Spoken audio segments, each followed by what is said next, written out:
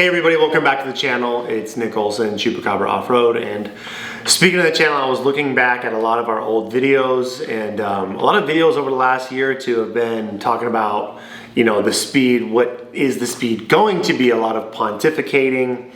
A lot of that kind of led to some of the hopes and dreams I had for what the car was going to turn out to be. And I also made a video too talking about how I didn't like the competitors' vehicles, the Razor and the Can-Am, because they were so long. I even made a video talking about why I would never buy a Pro R 4-seater because it's so long. So you can probably tell by the reaction on my face, maybe I'm opening up to a little bit of a different change now that I've kind of experienced all of it, right? Before it was like a guess and a theory and an ideology, but now we've been running the cars back to back. And we recently went to Utah for Rally on the Rocks in Sand Hollow, and I got to drive both cars back to back on the same rock crawl trail, which is Double Sandy. It's a 7-rated trail for those of you that haven't been there or heard it, and it's cool. It's a good trail if you're getting into rock crawling, or it's not overly difficult. There's some off-camera scenarios, and I just kind of want to show you some of the clips from there, and then kind of talk about what I experienced driving back to back, because that kind of represents like, and driving in Sand Hollow represents like what I was hoping for out of the speed. And then there's actually some things that the speed does quite well when it's on the rocks, and then some of the things that I was being a little negative Nancy on the wheelbase of the Pro R. And the Double Sammy's got a lot of tight twists and turns, and it's definitely a good test, Sand Hollow in general, for that car when I was, you know, moping and whining about the length of it and how that would affect it in an adverse way. So let me show you some clips, let's get into it. Okay, so 1 year later, we basically took the speed out for its first big ride at this event last year. We were one of the first ones to have one. First time rock crawling at stock tires. You know, we had some issues with the car, the power steering fluid went all over the place. We got it fixed. But we made the run on this trail a couple times last year. Went up to shoot a couple times. One time I got stuck. There was an issue with the ECU, and got that fixed. So here we are again, 1 year later. Double Sammy, we've ridden this trail several times, so had a lot more confidence, a lot less things to worry about. And we had the car on the sticky tires this time, which made life even easier because we had more ground clearance and a ton of grip. But what we learned last year to now, I think about a year ago we started feeling the front end slip, the slipper clutch. There's a clutch pack in the front 4-wheel drive system. So we ended up going there and having some issues a couple times with it rock crawling. And before this trip, we installed a new clutch pack that the team at Speed sent us. So we installed that, and the 4-wheel drive worked beautifully. It worked great. It was something about the Speed when you're trying to rock crawl or get into 4-wheel drive lock mode. It's a little tricky. It's not like all the other brands where you push a button, but making sure that the shift lever puts you from the 3-wheel drive open diff, which I drive in 90% of the time, to the lock for some of those scenarios. So this trail, Double Sammy actually left it in 3-wheel drive in both cars a fair bit because there's some tight twisty turns. It makes it just harder to steer, but when you're going up some of the steeper, more challenging sections, it's good to have it locked. So I was really stoked on that. And to talk about the speed in the rocks, because for some reason a lot of you Speed customers don't even really make content, and I think you guys are also afraid of the rocks, so someone's got to shoot some content and talk about it. But the Speed, I think, is surprisingly good in the rocks. We recently tuned the clutch to try to get some more low bottom end power, and that was a little detrimental for crawling, but I think that's, you know, we could have added some more weight that we took out of the primary, and that would have made it a little smoother. But still, it's got a smooth power delivery. It's so heavy, and with those big tires, it's got so much grip that wasn't a big deal. It wasn't nearly as challenging as the Can-Am that I had, but it was, you know, not as smooth as it was before I made these clutching changes. But you know, with the front wheel drive working well, with the power delivery being smooth, it's so heavy, it just hooks up. I'd say its biggest asset is that it's so low to the ground, it doesn't ever feel tippy and off-camera situation. And this trail has a lot of those scenarios. I almost put the Razor on its side, just traversing through a little off-camera scenario section, because, you know, I drove them back to back different days, but you know, the Razor, you definitely sit a lot higher in the car, and that's something that no one really talks about with the Speed, that it's one of the reasons why it handles so well. But it's definitely something that's very helpful on the rocks, and the suspension has a lot of articulation as well. So without even us removing the front sway bar or detaching it, you know, you have a vehicle that stays flat and is able to flex quite a bit. And that makes it a good base for a crawler. So one day, I've been saying this for a while, it'd be really cool if someone built a speed up as a crawling application, like a 110-inch wheelbase Diablo would probably be ideal, and put 35s on it and see, maybe re-gear it and get it a little bit lower and see what it could really do. But hopefully one day one of you guys out there watching will do that. It'd be cool to see as a fan, just to see if that could end up being really good on the rocks, because, you know, in Sand Hollow, a lot of guys run KRX 2-seaters, they run Turbo R 4-seaters and Turbo S 4-seaters. Those three vehicles seem to like really be what people love and dig on the rocks. So I already brought up a couple things on the Razor that I didn't like, that off-camber feeling. I had that feeling too when I did this trail for the first time with my Turbo S. That's something that's a detractor, but I think seeing out of the Razor is a little bit better than the Speed. And some of the things about the Pro R that are great, first off, is the rock mode.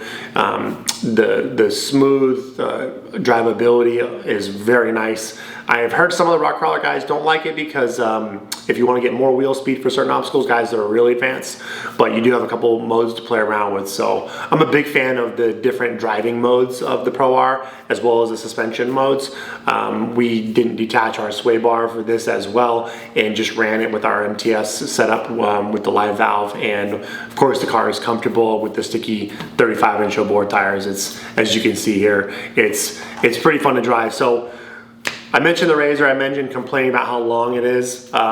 There's a pro and con to this. So I knew coming into this trail, double Sammy, I'm gonna have to be thoughtful of when I'm making some 3-point turns for some of these obstacles. But I think like we did our review comparison back-to-back shootout, the Polaris does a good job with this tight turning radius, so it's got more steering angle, which really helps for how long it is.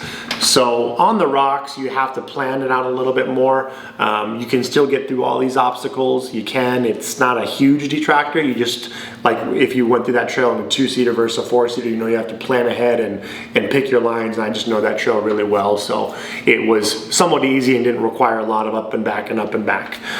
So honestly, you know, for me complaining about how long it is in that scenario, it wasn't that bad. One thing that probably irked me most about these cars getting bigger and longer is when you're in a place like Sand Hollow and you're zipping through twisty fun trails. There's a bobsled trail, which a lot of the locals, everyone knows, is really fun going up it or going down it. And there's even a tighter berm trail called Wayne's World. And I live for this stuff, being a 2-wheel guy who loves to ride single track and ride berm trails.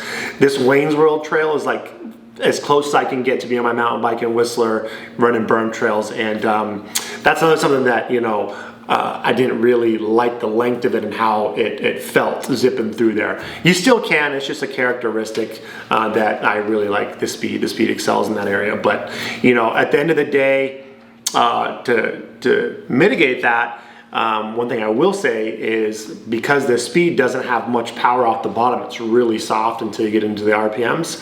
And with the Pro R, you have that explosive low-end power. So I have to be fair, the Polaris, when you do have that explosive low-end power, you can make that big, long car feel nimble. And, you know, I didn't really think about that in a lot of these older videos. I would look at the numbers on paper and say, okay, well, this is the wheelbase, and they're gonna have the same amount of horsepower. So that's why I'm making this video. Like, on paper, they both have the same amount of horsepower, but Polaris just has this power band that I really love, that low-end torque from 2 miles an hour to 50, and that just helps you explode and zip up those tight and twisty trails. And that makes for a fun experience, even though the car is long. So just something to bring up. It's like I mentioned a couple of times, the power of that, the length of the Speed would be the magic combo, but it's just kind of fun to drive them back to back. And since I'm one of the few people that maybe has done this and put a lot of miles on these cars in different scenarios, it's fun to comment. I mean, when you're out in the open dunes, of course, like the long wheelbase is nice, and I really enjoyed the Pro R and Glamis. I mean, almost everything about it, it's hard to find fault in the car out in the dunes. And if you like to rip in the dunes, I mean, it's the car, hands down, for sure. So just want to enjoy some of these clips, and just thanks for listening to me chat and talk about some of these things I've noticed. And it's kind of like a follow-up to what I thought it was going to be. And now I think it's good to like show you guys, now that we've driven these cars in a lot of different environments, like this is how it is. So at the end of the day, I can't be mad at these long cars. you know, word on the street, rumor is the new Can-Am Maverick R, this is June of 2024, is about to release, and it's going to be even longer than the X3, longer than the Pro R. So that's going to be wild. We'll wait to see if that is the case. And these cars are obviously getting bigger and wider. I got to drive the Maverick R recently. It was wider than my speed. It barely fit in my trailer. So, you know, good on one hand, challenging on others, and it's just something to be thoughtful. Even if you are spoiled like me in the Southwest and we've got big open terrain, for a lot of reasons, a lot of you guys that live in different parts of the country, you don't want to own one of these vehicles because, you know, they are bigger, heavier, really more set up for like a ripping through, you know, fast, wide open desert terrain. And, you know, I am my type of guy where I like to do a little bit of all of it. So, you know, that's kind of the special sauce I'm chasing, and or what I think would be perfect, how I think about it. You don't want to have your cake and eat it too. You want a four-seater, but you want it to still be nimble and fun.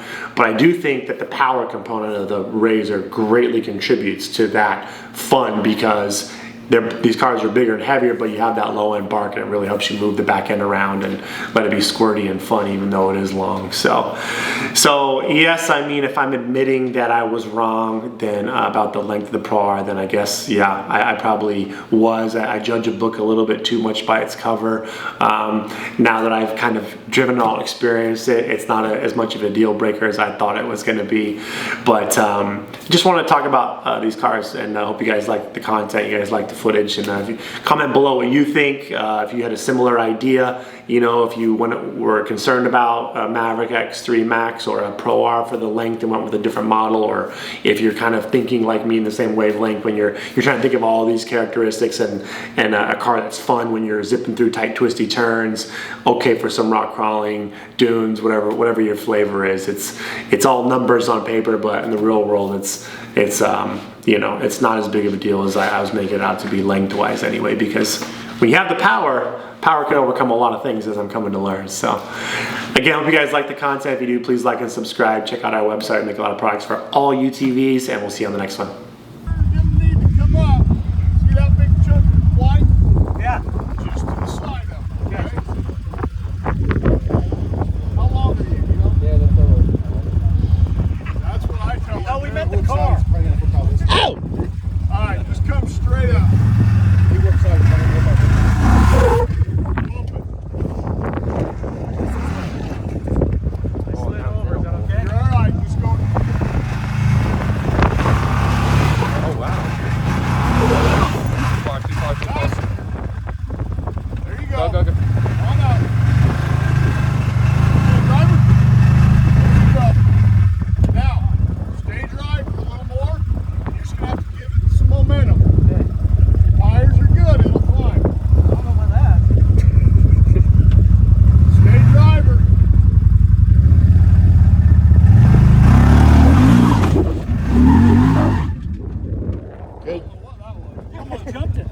Almost got it. Good job. Yeah, easy done. There's that Chupacabra mirror saved. Okay. A little bit. There you go. Bump it. Don't break an axle right here. Okay, bump it. Yo! Yeah, buddy.